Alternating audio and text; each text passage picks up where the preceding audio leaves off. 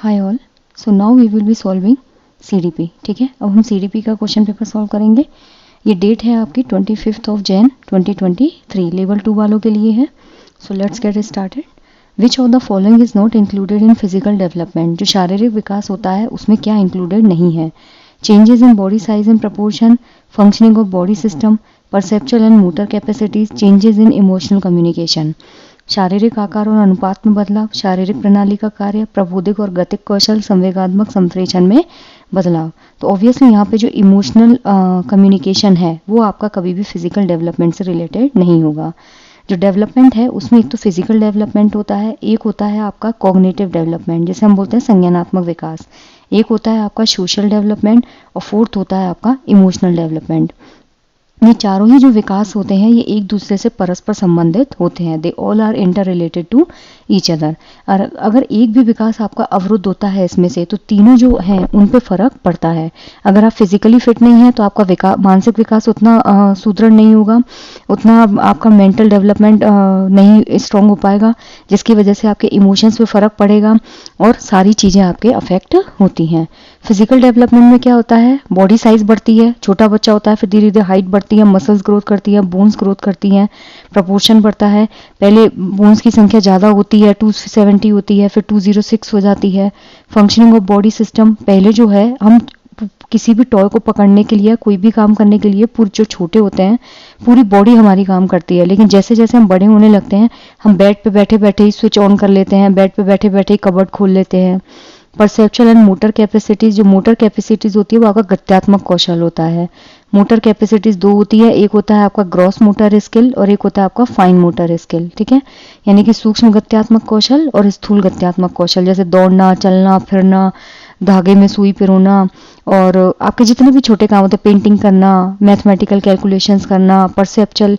ठीक है, ये सारी चीज़ें आपके फिजिकल डेवलपमेंट में आती हैं। लेकिन इमोशनल कम्युनिकेशन, आपका जो इमोशंस होते हैं जैसे डर हो गया, प्रेम हो गया, क्रोध हो गया, ठीक है, एंगर इश्यूज जो होते हैं, लव, अफेक्शन, ये सब आपके इमोशंस होते हैं। So the option 4 will be incorrect.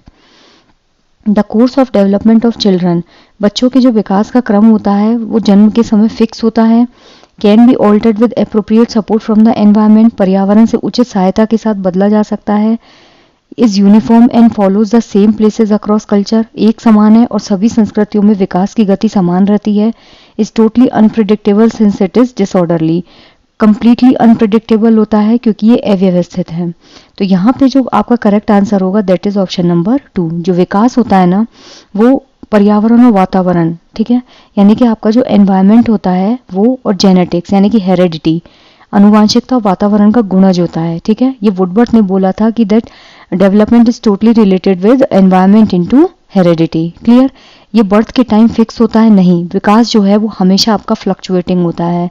जरूरी नहीं आप छोटे में मतलब अगर कोई चीज़ आपको लेके प्रिडिक्ट की जा रही है तो वो चीज़ आगे चल के करेक्ट हो जाएगी। तो विकास को आप कभी भी प्रिडिक्ट नहीं कर सकते, लेकिन ये टोटली अनप्रिडिक्टेबल भी नहीं होता है। आप थोड़ा सा हिंट दे सकते हो कि बच्चा इंटेलिजेंट बनेगा, बच्चा कैसा बनेगा, बच्चा क्या करेगा आगे चल के। ठीक है, और ये डिसऑर्डरली नहीं ऑर्डरली होता है। पहले शैशवावस्था आती है, फिर बाल्यावस्था आती है, फिर किशोरावस्था आती है, हेड टू टो डेवलपमेंट होगा, centre to very very develop होगा।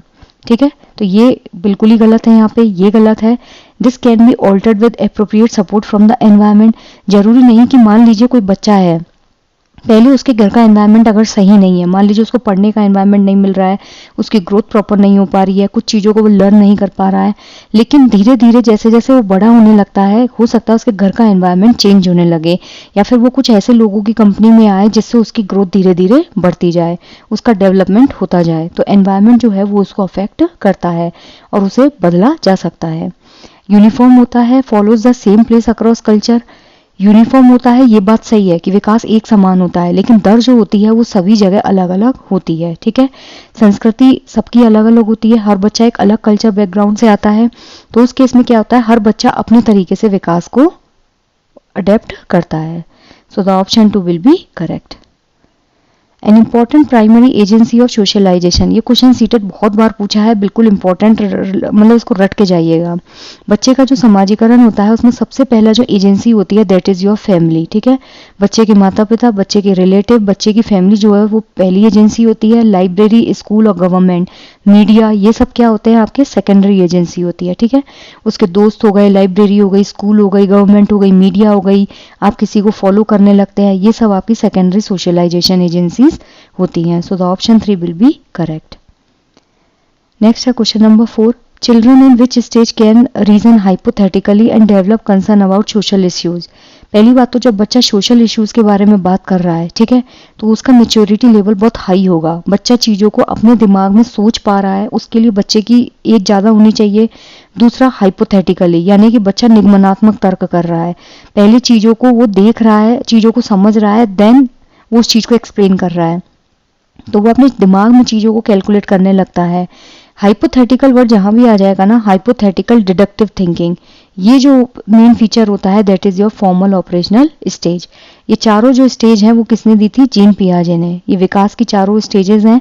सेंसरी मोटर होती है 0 से 2, प्री ऑपरेशनल 2 से 7, कॉन्क्रीट 7 से 11, फॉर्मल 11 से 15। सेंसरी मोटर में दो मेन चीज याद रखिएगा, एक तो ऑब्जेक्ट परमानेंस और दूसरा होता है आपका इमिटेशन। ऑब्जेक्ट परमानेंस होता है आपका वस्तु स्थायित्व, इमिटेशन होता है अनुकरण। प्री ऑपरेशनल में नार्सिज्म आता है, ईगोसेंट्रिसिज्म आता है, सेंट्रेशन आता है, एनिमिज्म आता है और आपका संरक्षण का इसमें अभाव होता है। कॉन्क्रीट ऑपरेशनल में बच्चे में मूर्त चीज़ों को देख के बच्चा थिंकिंग करने लगता है, लेकिन ऑब्जेक्ट जो होता है वो उसके आंखों के सामने होना चाहिए। दूसरा, बच्चे में संरक्षण का गुण आ जाता है कि अगर मान लीजिए वॉल्यूम जो है, अगर आपने कंटेनर की साइज बदल भी दी लेकिन वॉल्यूम सेम रहता है। बच्चा डिसेंट्रलाइजेशन करने लगता है, यानी कि एक ही सिचुएशन को वो हजार तरीके से सोचने लगता है। फॉर्मल ऑपरेशनल स्टेज में मेन चीज होती है आपकी हाइपोथेटिकल डिडक्टिव थिंकिंग, ठीक है। तो यहाँ पे ऑप्शन 4 जो है वो बिल्कुल करेक्ट होगा। One of the major criticism of पियाजे theory of cognitive development is that, जो जीन पियाजे हैं उनका जो संज्ञानात्मक विकास थ्योरी है उसमें मेजर क्रिटिसिज्म क्या था? He didn't consider children as active beings. ये तो बिल्कुल ही गलत है, क्योंकि इन्होंने कहा था कि बच्चा नन्हा वैज्ञानिक है और अपने ज्ञान का निर्माण वो खुद खोज करके करता है। He gave too much importance to the role of language in cognition. नहीं, उन्होंने सबसे ज्यादा इंपॉर्टेंस दिया था कॉग्निटिव डेवलपमेंट को। ये चीज कई बार एग्जाम में पूछी है, ध्यान रखिएगा। जीन पियाजे ने सबसे पहले कॉग्निशन को इंपॉर्टेंट माना था। इन्होंने कहा था संज्ञान के बाद बच्चे के अंदर लैंग्वेज डेवलप होती है, जबकि वाइगोत्स्की ने कहा था कि बच्चे के अंदर पहले भाषा बनेगी, उससे बच्चे के अंदर कॉग्निशन डेवलप होता है। He didn't take into account the influence of culture and society. बिल्कुल सही बात है, जो जीन पियाजे हैं उन्होंने कल्चर और सोसाइटी को लेकर ज्यादा व्याख्यान नहीं किया था। कल्चर और सोसाइटी पे सबसे ज्यादा काम किया था लेव वाइगोत्स्की ने, जिन्होंने कोलैबोरेटिंग लर्निंग को प्रमोट किया था और इन्होंने बताया था कि बच्चा जितना ज़्यादा समाज में लोगों के साथ इंटरेक्ट करता है उतना ज़्यादा ज्ञान का निर्माण करता है। जबकि जो जीन पियाजे हैं उन्होंने सोसाइटी और कल्चर को लेके बिल्कुल भी कोई भी बात नहीं की थी।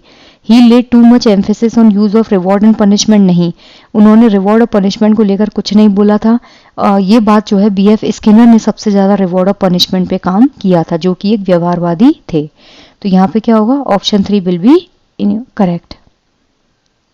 According to Piaget, which of these factors doesn't play an important role in cognitive development? जो जीन पियाजे हैं उनके अनुसार कौन सा फैक्टर जो है वो इंपॉर्टेंट रोल प्ले नहीं करता है संज्ञानात्मक विकास में? एक्टिविटी, एक्सप्लोरेशन, लैंग्वेज और बायोलॉजिकल मैच्योरेशन। तो जीन पियाजे ने सबसे कम काम जो है वो किस पे किया था? लैंग्वेज पे। इन्होंने क्या बोला था? पहले बच्चे के अंदर कॉग्निशन डेवलप होता है, यानी कि पहले बच्चे के अंदर समझ विकसित होती है, ज्ञान विकसित होता है, तब बच्चे के अंदर लैंग्वेज डेवलप होती है। और वाइगोत्स्की ने इसका जस्ट रिवर्स बताया था। जीन पियाजे ने कल्चर और सोसाइटी पे कोई बात नहीं की थी, जबकि लेव वाइगोत्स्की की पूरी थ्योरी ही जो है वो कल्चर और सोसाइटी पे बेस्ड है। जीन पियाजे ने कहा था बच्चा एक्टिवली पार्टिसिपेट करता है और अपने ज्ञान का निर्माण खुद करता है। जितना ज़्यादा आप बच्चे को खोज के अवसर देंगे, जितना ज़्यादा बच्चे को आप एक्सप्लोर करने का मौका देंगे, वो उतना ज़्यादा चीज़ों को लर्न करेगा। बच्चा बायोलॉजिकली मैच्योर होना चाहिए। बच्चा मान लीजिए 3 साल का बच्चा है तो आप उसको 10 साल के बच्चे का सिलेबस प्रोवाइड मत कीजिए। क्लियर?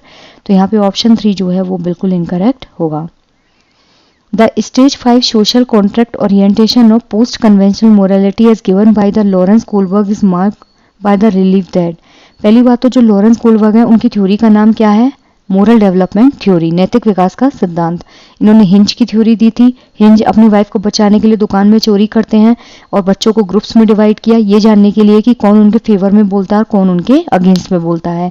3 इन्होंने स्तर बताए थे, प्री कन्वेंशनल, कन्वेंशनल और पोस्ट कन्वेंशनल। इसके इन्होंने 6 चरण दिए थे। तो यहाँ पे आपसे पूछा है स्टेज 5 यानी कि पोस्ट कन्वेंशनल। ठीक है, पोस्ट कन्वेंशनल मोरलिटी जो है उसमें लॉरेंस कोलबर्ग ने जो सोशल कॉन्ट्रैक्ट ओरिएंटेशन है उसके मतलब उसमें उस चरण में क्या चीज बताई गई है कि सामाजिक कॉन्ट्रैक्ट जो ओरिएंटेशन है, यानी कि हिंदी में अगर देखें सामाजिक अनुबंध अभिविन्यास, तो इसमें क्या बताया गया है, the physical consequence of an action determine goodness और बैडनेस। ये आपका प्री कन्वेंशनल होता है कि आपका जो भौतिक परिणाम है किसी भी क्रिया का वो आपकी अच्छाई या बुराई को निर्धारित करते हैं। तो ये तो प्री कन्वेंशनल हो गया।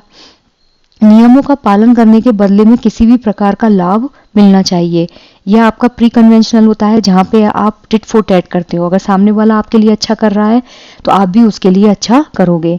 सामाजिक व्यवस्था को बनाए रखने के लिए निश्चित नियमों को स्थापित करना और उनका पालन करना आवश्यक है।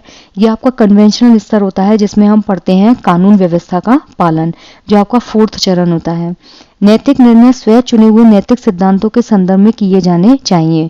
मतलब आप जब खुद के जो नैतिक सिद्धांत हैं उनको लेके आप क्या करते हैं, मोरल डिसीजंस लेते हैं। Moral decision should be made in terms of self chosen ethical principle. मतलब आप चीजों को लेके क्या करते हैं, खुद के डिसीजन करते हैं। लेट सपोज अगर आप किसी चैरिटी में डोनेट कर रहे हैं तो आपका खुद का डिसीजन होना चाहिए ये, और आप उस चीज को लेके सोचते हैं कि मैं अगर इस चैरिटी में पैसा डाल रहा हूं तो वाकई में ये पैसा लोगों की मदद करेगा कि नहीं करेगा।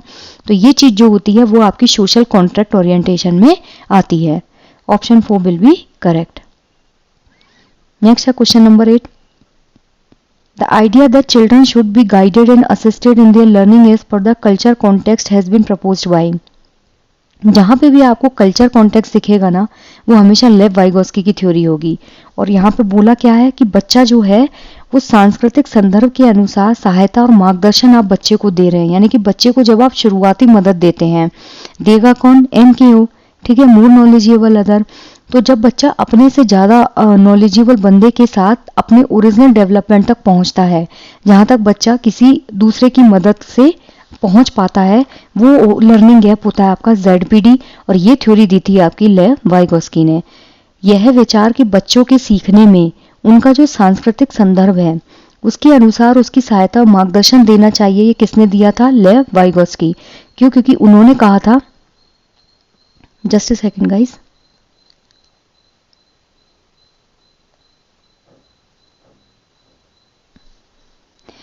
ओके उन्होंने कहा था कि बच्चा जो है वो अपने ज्ञान का बच्चा जो है एक्टिवली पार्टिसिपेट करता है। जीन पियाजे ने भी बोला, इन्होंने भी बोला, लेकिन इन्होंने बोला कि सांस्कृतिक जो संदर्भ है यानी कि बच्चा समाज में लोगों के बीच रह के अपने ज्ञान का निर्माण करता है। तो यहाँ पे इसका जो करेक्ट आंसर होगा that is your option number 4। Next है giving hints and cues, modelling the thought process for the student are example of. Basically इसमें बोला है जब आप बच्चे को हिंट देते हो, बच्चे को क्यू देते हो और बच्चे को जो सोच है उसको क्या करते हो आप, मतलब उस चीज को मॉडलाइजेशन करते हो। बच्चे को संकेत देना, इशारे देना, उसकी जो सोच विचार की प्रक्रिया है उसको मॉडल करना, ये सब होता है आपका स्कैफोल्डिंग। स्कैफोल्डिंग होती है, ये टर्म दी थी आपकी लेव वाइगोस्की ने।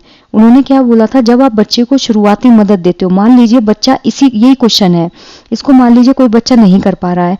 अब बीइंग अ टीचर आप क्या करेंगे, आप उससे ज्यादा नॉलेजेबल हैं तो आप क्या हुए, more knowledgeable.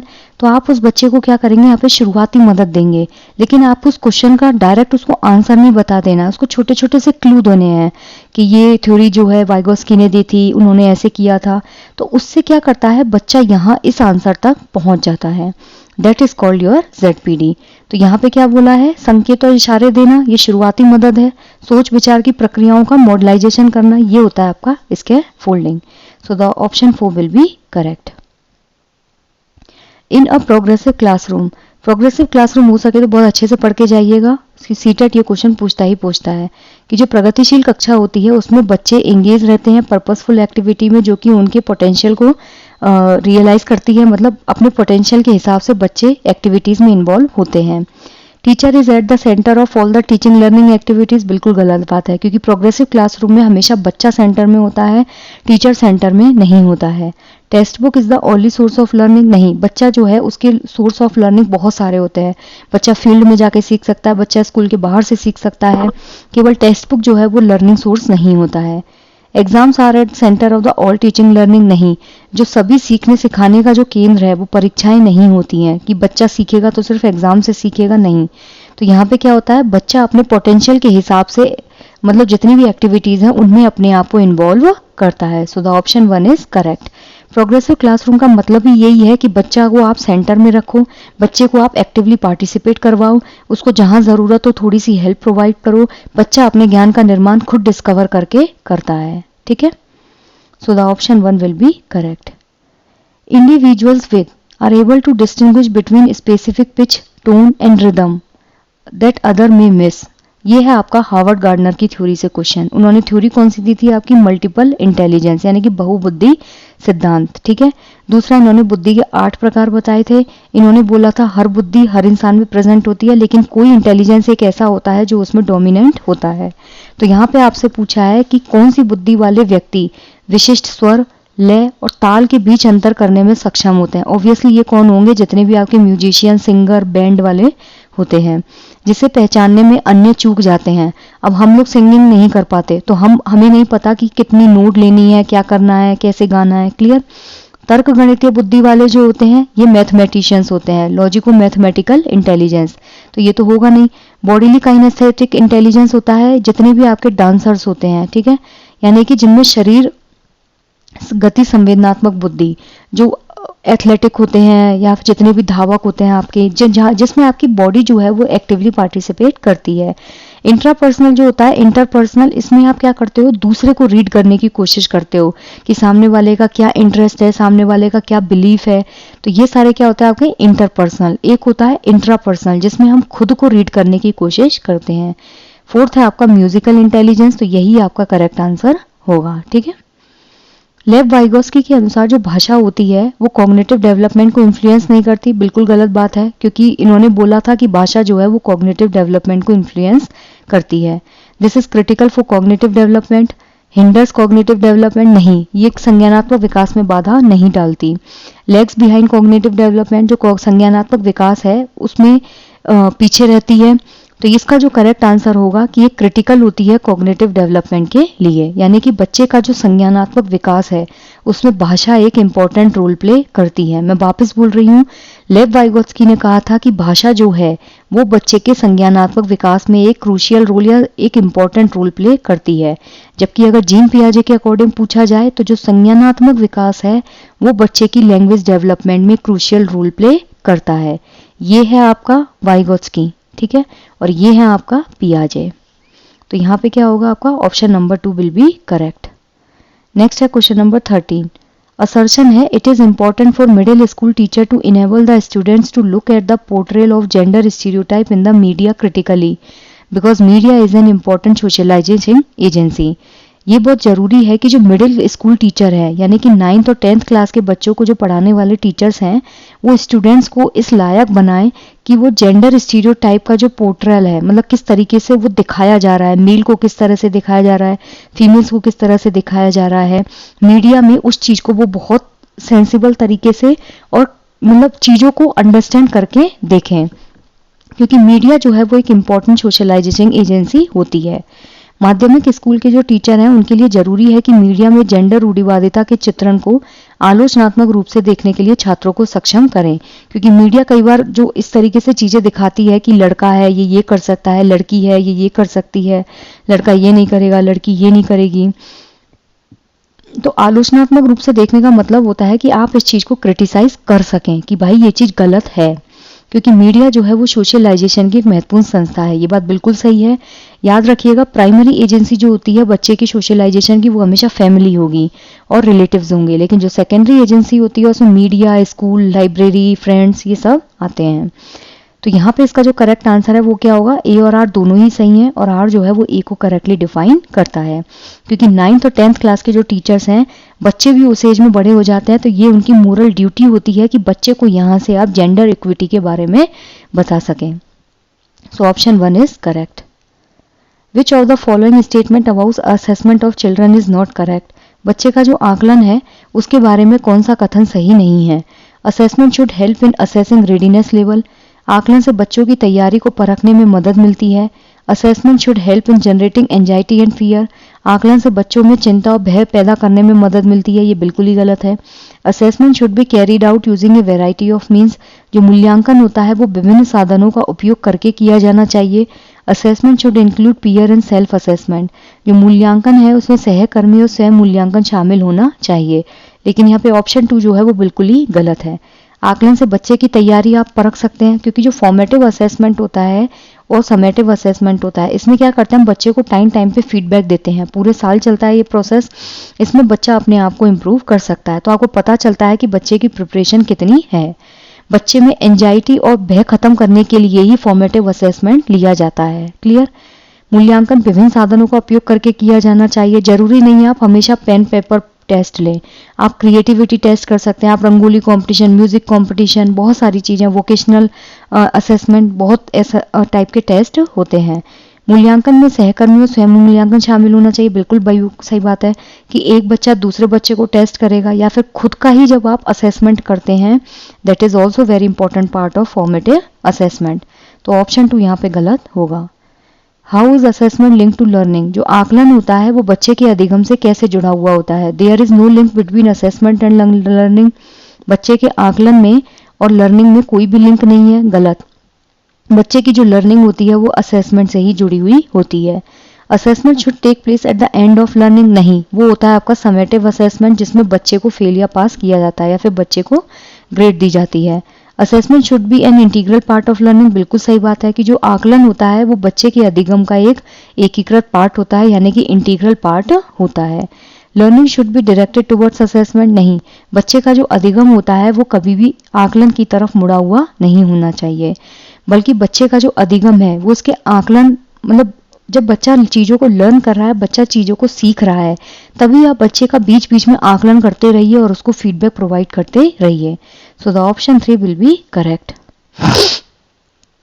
Inclusive education in school should. जो इंक्लूसिव एजुकेशन होती है, यानी कि विद्यालयों में जो समावेशी शिक्षा होती है, उसका मेन काम होता है कि आप बच्चों में, यहाँ पे कुछ टर्म आप ध्यान से समझिएगा.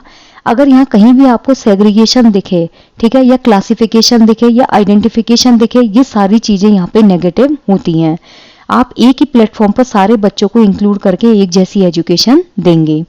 एम एट एलिमिनेटिंग, यहाँ पे आ गया eliminating the discriminatory and exclusionary practices that are a result of an attitude towards an individual or a group. विद्यालय में जो समावेशी शिक्षा है उसमें किसी भी व्यक्ति या समूह विशेष के प्रति जो दृष्टिकोण है उसके परिणाम स्वरूप उपजी भेदभावकारी और बहिष्कारी गतिविधि को दूर करने का उद्देश्य रखना चाहिए. बिल्कुल सही बात है कि आप जो भी कल्चर डिफरेंस है, लैंग्वेज डिफरेंस है, इंटेलिजेंस डिफरेंस है, वो सब एक साइड रखिए, ठीक है, और सभी बच्चों को आप एक ही पॉइंट ऑफ व्यू से देखिए. बच्चों को विशिष्ट अधिगम वाले समूह की पहचान करनी चाहिए, उनका वर्गीकरण करना चाहिए और उचित रूप से लेबलिंग करनी चाहिए. अभी मैंने बोला था जहां आइडेंटिफाई आ जाए, क्लासिफाई आ जाए और लेबलिंग ऑफ चिल्ड्रन आ जाए, वो क्या होगा, आपका नेगेटिव हो जाएगा. Make provision for special education of children who are not normal only. केवल उन्हीं बच्चों के लिए विशेष शिक्षा का प्रावधान कीजिए जो सामान्य नहीं है. ये बिल्कुल गलत है. Segregate children based on academic abilities. बच्चों की जो एकेडमिक एबिलिटी होती है उसके आधार पर उनका सेग्रीगेशन करना चाहिए. नहीं, ना तो बच्चों का सेग्रीगेशन करना है, ना ही बच्चों को आपको आइसोलेट करना है. केवल उन्हीं बच्चों को एजुकेशन नहीं देनी है जो पढ़ाई में इंटेलिजेंट है या नॉर्मल है. तो यहाँ पे इसका जो करेक्ट आंसर है that is option number 1. Teachers can encourage children to think creatively. Why. जो टीचर होता है वो बच्चों को एनकरेज कर सकता है क्रिएटिवली सोचने के लिए. कैसे? Asking them to think of different ways to solve a problem. एक ही प्रॉब्लम को अलग अलग तरीके से वो सोचें. Asking them to memorise answer नहीं. जहाँ पे बच्चों को आप रोट मेमोराइजेशन करते हैं वो कभी भी आपका क्रिएटिविटी का पार्ट नहीं होता है.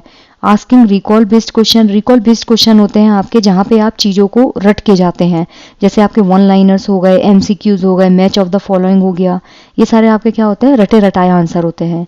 Asking them to focus on only one aspect of a problem, नहीं, अगर आप प्रॉब्लम का सिर्फ एक ही तरीके से सॉल्व करने का तरीका रखेंगे तो उस केस में क्या होता है, कई बार प्रॉब्लम सॉल्व नहीं हो पाती है और उसमें आप क्रिएटिविटी नहीं कर रहे हैं बल्कि आप एक कन्वर्जेंट थिंकिंग को शो कर रहे हैं, जबकि क्रिएटिविटी जो होती है वो हमेशा डाइवर्जेंट थिंकिंग होती है।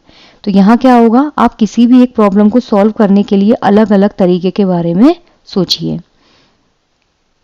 नेक्स्ट है question number 18, to cater a diversity in a classroom the teacher should focus on, कक्षा में जो विविधता है उसको अगर आपको पोषित करना है, यानी कि उसको आपको और ज़्यादा इम्प्रूव करना है, तो टीचर को किस बात पे ध्यान देना चाहिए। सेग्रीगेशन, अभी बताया था, segregation is always negative in child psychology, कि आप बच्चों को अलग अलग कर दे रहे हो, ये बच्चे इंटेलिजेंट है, ये मॉडरेट है, ये अलग कल्चर से हैं, ये हिंदी बोलते हैं, ये इंग्लिश बोलते हैं, ये नहीं करना है। लेबलिंग, कि अरे ये बच्चा तो इंटेलिजेंट है, ये बच्चा बहुत रिच है, ये सब नहीं करना है। नेगेटिव डिस्क्रिमिनेशन, ये भी गलत है। यहाँ क्या होगा, इक्विटी, कि आप क्या कीजिए, जितने भी बच्चे अलग अलग बैकग्राउंड से आए हैं, चाहे क्लास में कितनी भी डाइवर्सिटी हो, लैंग्वेज को लेके हो, उनकी क्लास को लेके हो, उनके मीडियम को लेके हो, सब बच्चों को आप एक ही प्लेटफॉर्म पे एक जैसी इक्विटी प्रोवाइड करेंगे। सो the option 4 will be correct. In a diverse class with students from disadvantage backgrounds a teacher should, जो डाइवर्स क्लास रूम होती है उसमें वंचित पृष्ठभूमि से आने वाले बच्चों के लिए एक टीचर को क्या करना चाहिए, सभी बच्चों को अपने अनुभवों को कक्षा में लाने में हतोत्साहित करना चाहिए। बिल्कुल गलत बात है कि आप किसी भी बच्चे को डिस्करेज नहीं कर सकते हो अगर वो क्लास में अपने किसी भी एक्सपीरियंस को शेयर कर रहा है, तो you have to motivate that student. Encourage only children from dominant group to share their experience, बिल्कुल गलत बात है कि केवल प्रतिभाशाली बच्चे जो हैं वो ही अपने अनुभव क्लास में साझा करेंगे, नहीं। Encourage only children from the disadvantage group to share their experience, केवल वंचित समूह के बच्चे अनुभव साझा करेंगे, ये भी नेगेटिव है। अपने अनुभव साझा करने चाहिए और सभी बच्चों को अपने अनुभव साझा करने के लिए प्रोत्साहित करना चाहिए। टीचर खुद भी अपना एक्सपीरियंस शेयर कर सकता है और बच्चों से भी रिक्वेस्ट कर सकता है, they can also share their experience with us, ठीक है। So the option 4 will be correct. Next है आपका question number 20, It's important to provide appropriate material such as manipulative calculator and maths app to students struggling with dyscalculia because students having autism perform repetitive motor action। यहाँ पे आपको दो चीजें दी हैं, दोनों ही statement सही हैं लेकिन दोनों ही क्या है, बिल्कुल अलग अलग हैं, ठीक है। यहाँ पे पहला बोला है कि गुणज वैफल्य, यानी कि जो डिसकैलकुलिया होता है उसमें बेसिकली बच्चा मैथमेटिकल क्वेश्चंस को सॉल्व नहीं कर पाता, वो प्लस को माइनस समझता है, मल्टीप्लिकेशन को डिवीजन समझता है, तो वो मैथ से रिलेटेड प्रॉब्लम्स को सॉल्व नहीं कर पाता। तो यहाँ पे बोला है ये बहुत ज़रूरी है कि आप बच्चे को एप्रोप्रिएट मटेरियल प्रोवाइड करो, यानी कि जो जरूरी सामग्री है वो उस बच्चे को दो। कौन से बच्चे को, जो डिसकैलकुलिया से सफ़र कर रहा है, ये एक लर्निंग डिसऑर्डर होता है। जैसे मैनिपुलेटिव कैलकुलेटर हो गया, जैसे कैलकुलेटर्स जो होते हैं वो दो बच्चे को मैथ्स की जो ऐप है वो आप उपलब्ध करवाओ, जिससे बच्चा जो है चीज़ों को लर्न करना सीख जाए, या फिर जो बच्चा मैथ्स में कहीं भी स्ट्रगल कर रहा है उसके लिए इजी हो जाए चीज़ों को समझना। क्योंकि स्टूडेंट जिनको ऑटिज्म होता है, ऑटिज्म और डिसकैलकुलिया दोनों अलग अलग लर्निंग डिसऑर्डर होते हैं। ऑटिज्म में क्या होता है, बच्चा सिर्फ खुद में इन्वॉल्व रहता है, वो एक ही प्रोसेस को बार बार रिपीट करता रहेगा, लोगों से इंटरेक्ट नहीं करता है, उसको लेस बांधने नहीं आते अपने शूज़ के, वो खाना नहीं खा पाता है। तो autism is also severe disease. इसमें क्या होता है, बच्चे के जो मोटर एक्शंस होते हैं, यानी कि बड़ी चीज़ें, बच्चा अपना काम खुद नहीं कर पाता, तो ये अलग बीमारी होती है और ये आपका अलग लर्निंग डिसऑर्डर होता है। तो यहाँ क्या होगा, ए और आर दोनों ही सही है, but R is not the correct explanation of A, so the option 2 is correct. The process of problem solving is hindered by, जो समस्या समाधान है उसका जो प्रक्रिया है वो किसके द्वारा बाधित होती है, हिंडर्ड मतलब बाधित। Analogical thinking, heuristic, mean and analysis, functional fixedness. अगर आप एनालॉजिकल थिंकिंग की बात करेंगे, एनालॉजी थिंकिंग होती है जब आप किसी भी चीज़ को किसी दूसरी चीज़ से कंपेयर करके पढ़ते हैं, तो वो हिंडर नहीं होता है, वो तो एक प्लस एडवांटेज होता है, तो ये तो सही है। ह्यूरिस्टिक खोज करके, बच्चा अपने ज्ञान का निर्माण खुद खोज करके कर रहा है, ये भी पॉजिटिव है। मीन्स एंड एनालिसिस, मतलब आप किसी भी गोल को डिसाइड करके आप क्या करते हो, उससे रिलेटेड सारे ऑब्जेक्ट्स को ध्यान में रख के पढ़ते हो, चीज़ों को एनालाइज करते हो, ये भी सही है। लेकिन प्रकार्यात्मक स्थिरता, फंक्शनल फिक्स्डनेस, जिसमें आप किसी भी चीज़ को लेकर रिजिड हो जाते हो कि अगर ये चीज़ सॉल्व होगी तो इसी तरीके से होगी, इसमें बेसिकली आपकी जो कन्वर्जेंट थिंकिंग होती है वो आती है। ठीक है, अगर आप कन्वर्जेंट थिंकिंग को लेकर किसी प्रॉब्लम को सॉल्व करोगे then you won't be able to solve it. तो यहाँ पे क्या होगा आपका ऑप्शन नंबर 4। नेक्स्ट है teachers who believe that ability is not fixed. जो टीचर ये मानते हैं कि जो क्षमता होती है वो फिक्स नहीं है, can be changed by putting in efforts, और उसे चेंज किया जा सकता है एफर्ट्स के through, are likely to motivate students to improve their performance at school. वो स्टूडेंट्स को मोटिवेट करते हैं उनकी परफॉर्मेंस को इम्प्रूव करने से स्कूल में, because motivation is link to believe teacher have about the abilities of student. क्योंकि जो मोटिवेशन होता है वो इससे जुड़ा हुआ रहता है कि टीचर जो है वो बच्चे की एबिलिटी पे अपना यकीन रखते हैं। हिंदी में देखिए, जो शिक्षक ये मानते हैं कि क्षमता निश्चित नहीं है और प्रयास करके उसे बदला जा सकता है, छात्रों को स्कूलों में प्रदर्शन में सुधार करने के लिए प्रेरित करने की संभावना प्रस्तुत करते हैं, क्योंकि अभिप्रेरणा उन विश्वासों से जुड़ी है जो शिक्षक अपने छात्रों की क्षमताओं के बारे में रखते हैं।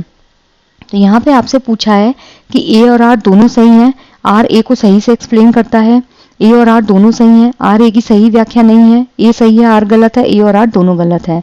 यहाँ पे क्या होगा, ए और आर जो है वो दोनों ही गलत है। ठीक है, सॉरी, ए और आर दोनों ही सही है, सॉरी ए और आर दोनों ही सही है और आर जो है वो ए की सही से व्याख्या करता है। So the option 1 will be correct. क्यों?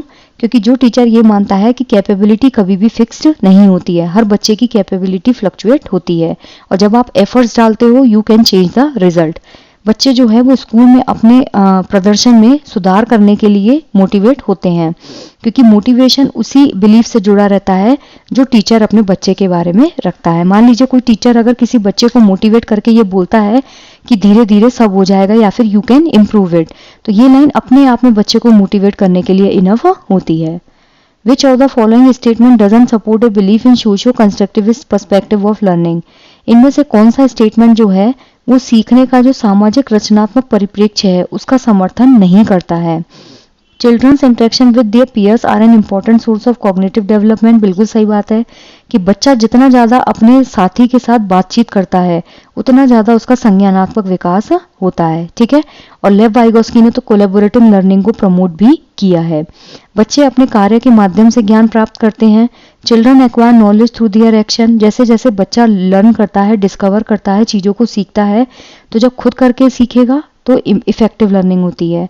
Pedagogy must incorporate activities that encourage experimentation. बिल्कुल सही बात है, जो शिक्षा शास्त्र है उसमें ऐसी गतिविधि शामिल होनी चाहिए जो प्रयोग को प्रोत्साहित करती हैं, क्योंकि बच्चा इसमें हैंड ऑन एक्टिविटी करता है। मूल्यांकन शिक्षण के अंत में किया जाना चाहिए, नहीं, ये क्या है, बिल्कुल गलत है। अगर आप इवेल्युएशन बिल्कुल लास्ट में करोगे eight the end of teaching, तो उसमें क्या होता है, बच्चे के अंदर एंजाइटी आ जाती है। क्यों? क्योंकि कई बच्चों को आपने देखा होगा जब बोर्ड एग्जाम होते हैं ईयर एंड में तो कई बच्चे बहुत पैनिक कर जाते हैं। तो बच्चे का एग्जाम आप पूरे साल लीजिए, बच्चे का आकलन पूरे साल कीजिए, उसको टाइम टाइम पे फीडबैक दीजिए कि कहाँ उसको इम्प्रूवमेंट की ज़रूरत है। तो यहाँ पे ऑप्शन 4 जो है वो बिल्कुल नेगेटिव है। सोशियो कंस्ट्रक्टिवेट अप्रोच, जहाँ पे बच्चा अपने ज्ञान का निर्माण खुद करता है। The child is in the centre. Next है to ensure meaningful learning, students should be expected to reproduce knowledge in the exact same way as it is received. Learning is the process of passive reception and reproduction of knowledge by the children. पहली बात तो ये कि अगर आपको meaningful learning करनी है तो यहाँ पे क्या होता है, बच्चे को आप फ्री छोड़िए, बच्चा अपने ज्ञान का निर्माण खुद करेगा, जहाँ उसको ज़रूरत है वहाँ उसको हेल्प कीजिए, लेकिन एक क्लू के थ्रू उसको हेल्प दीजिए जिससे बच्चा खुद सही आंसर तक पहुँच सके। तो जो मीनिंगफुल लर्निंग है और अर्थपूर्ण अधिगम है उसको अगर सुनिश्चित करना है तो बच्चे से आप ये एक्सपेक्ट कीजिए कि बच्चा एज इट इज जो सेम ज्ञान है उसको एज इट इज बोल दे जैसा उसने उसको रिसेप्ट किया है। मतलब मान लीजिए अगर आप कोई चैप्टर पढ़ रहे हैं, ठीक है, आपने चाइल्ड साइकोलॉजी पढ़ी, तो आप एग्जाम में बिल्कुल एज इट इज वैसा लिख के आ जाएं जैसा बुक में लिखा हुआ है, तो ये अर्थपूर्ण अधिगम है। This is not an effective learning, this is completely your rote memorisation, जिसमें आप चीज़ों को रट के जाएंगे, और जब चीज़ें रट के जाएंगे बिना समझे जाएंगे तो वो क्या होगा, आपका गलत हो जाएगा। तो ये बिल्कुल नेगेटिव है। Learning is the process of passive reception, नहीं, अधिगम कभी भी निष्क्रिय रूप से ज्ञान प्राप्त नहीं होता है। लर्निंग में बहुत इंपॉर्टेंट है कि आप एक्टिवली पार्टिसिपेट कीजिए। And reproduction of knowledge by children, और बच्चा उसको पुनरुत्पादित करे, नहीं, बच्चा अपने वर्ड्स में जब चीज़ों को फ्रेम करता है, that is called your effective learning. तो यहाँ पे ए और आर जो है वो दोनों ही गलत है। नेक्स्ट है क्वेश्चन नंबर 25। यहाँ पे बोला है Charu studies only to get passing marks, Charu सिर्फ इसलिए पढ़ रही है कि उसे पासिंग मार्क लाने हैं सारे सब्जेक्ट्स में, उसका कोई इंटरेस्ट नहीं है किसी भी सब्जेक्ट में, तो वो इंट्रेंसिकली मोटिवेटेड है, नहीं। आंतरिक रूप से अभिप्रेरित बच्चे जो होते हैं वो हमेशा अपने गोल को अचीव करने के लिए चीज़ों को करते हैं, और जो इंट्रेंसिकली मोटिवेटेड होगा ना वो हमेशा मास्टरी ओरिएंटेड लर्नर होगा। मास्टरी ओरिएंटेड लर्नर मतलब होता है जिसमें आपको किसी भी चीज़ में निपुणता हासिल करनी हो, ठीक है, तो वो आप अपने खुद के लिए करते हैं, कोई भी एक्सटर्नल फैक्टर आपको अफेक्ट नहीं करता। फेल्योर एक्सेप्टिंग लर्नर और फेल्योर अवॉइडिंग लर्नर, तो यहाँ इसका करेक्ट आंसर होगा फेल्योर अवॉइडिंग लर्नर। मतलब वो क्या कर रही है, अपनी जो असफलता है, अपना जो फेल्योर है उसको अवॉइड करने के लिए सिर्फ पढ़ाई कर रही है, ठीक है। So the option 4 will be correct. जहाँ पे बच्चा सिर्फ अपने आप को फेल होने से बचाने के लिए पढ़ाई कर रहा है तो वो क्या होता है, आपका फेल्योर अवॉइडेंस लर्नर होते हैं, ठीक है। Option 4 will be correct. Which of the following is not an effective strategy for learning, अधिगम के लिए कौन सा एक इफेक्टिव मेथड नहीं होता है। Meaningless recitation, explaining to a peer, self questioning, making concept map.